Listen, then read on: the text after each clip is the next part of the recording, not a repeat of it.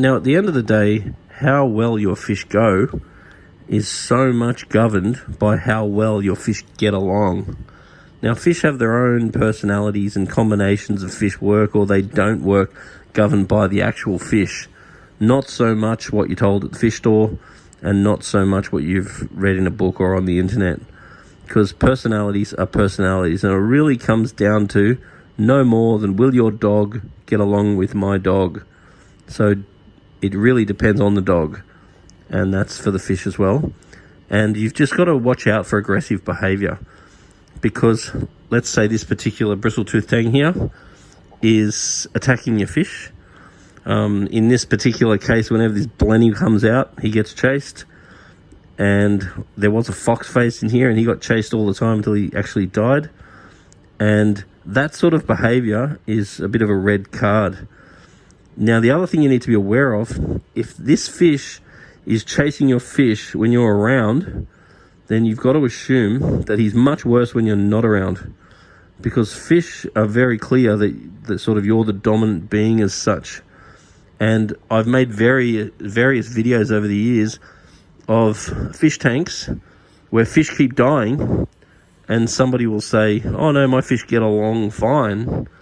And when they're in the room and when their presence is present, then the fish are not fighting.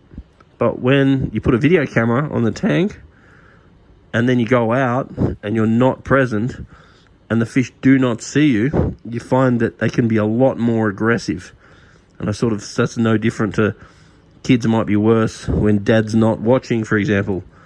Or if God was up there looking out of the clouds, you might not punch him. So it really seems to be the case that fish are often more aggressive when you're not around. So sometimes you can just sort of like sit somewhere where they sort of can't see you, and you can just sort of allow them to forget about you, and you might see that aggressive behavior come out. Or you might go to the extreme of like literally put a video on the tank. But on the few times that I have actually put a video on the tank, I've been shocked about how aggressive the fish are.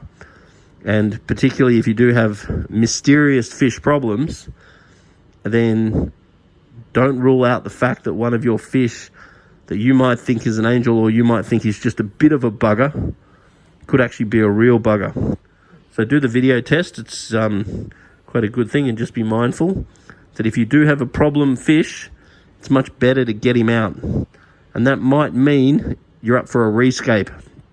It might mean you pull your corals and your rocks out in order to get the fish out, but it can be worth it, because that fish is also going to affect the personalities of your other fish, and a bit of monkey see, monkey do, and your other fish may become aggressive as well.